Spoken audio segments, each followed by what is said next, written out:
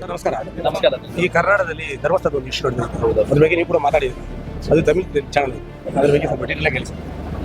ಇವಾಗ ಏನಾಗಿದೆ ಅಂದ್ರೆ 2 ವಾರದಿಂದ ಜುಲೈ 4ನೇ ತಾರೀಕಿಂದ ದಕ್ಷಿಣ ಕನ್ನಡ ಪೊಲೀಸ್ ಸ್ಟೇಷನ್ ಅಲ್ಲಿ ಒಂದು ದೂರಾಗಿದೆ.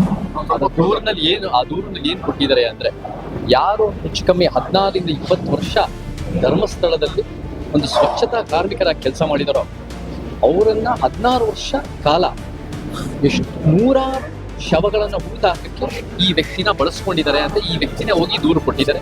ಅದರ ತಕ್ಕಂತೆ ಸಾಕ್ಷಿನೂ ಇದೆ ಅವ್ರ ಹತ್ರ, ಅದರ ತಕ್ಕಂತೆ ಎಲ್ಲ ಎವಿಡೆನ್ಸು ಕೂಡ ಸಲ್ಲಿಸಿದ್ದಾರೆ. ಆದರೆ 2 ವಾರಗಳಿಂದ ಇದೆಲ್ಲ ಕೂಡ ಬಹಳ ದೊಡ್ಡ ಪ್ರಮಾಣದಲ್ಲಿ ಎಕ್ಸ್ಪ್ಲೋಸಿವ್ ಆದ ವಿಚಾರ ಇದ್ರೂ ಕೂಡ ಈ ಒಂದು ಆಳುವ ಶಕ್ತಿಗಳು, ರಾಜಕೀಯ ಪಕ್ಷ, ರಾಜ್ಯ ಸರ್ಕಾರ, ಮತ್ತೆ ಪೊಲೀಸ್ ವ್ಯವಸ್ಥೆ ಆಗಿರ್ಬೋದು, ದೊಡ್ಡ ದೊಡ್ಡ ಮೀಡಿಯಾ ಚಾನೆಲ್ಗಳಾಗಿರ್ಬೋದು, ವಿರೋಧ ಪಕ್ಷಗಳಾಗಿರ್ಬೋದು, ಯಾರು ಕೂಡ ಧ್ವನಿ ಎತ್ತಾ ಇಲ್ಲ. ಒಂದು ತನಿಖೆ ಆಗಕ್ಕೂ ಮುಂದುವರಿಸ್ತಾ ಇರಲಿಲ್ಲ, ಗುಪ್ಚುಪ್ಪಾಗಿದೆ.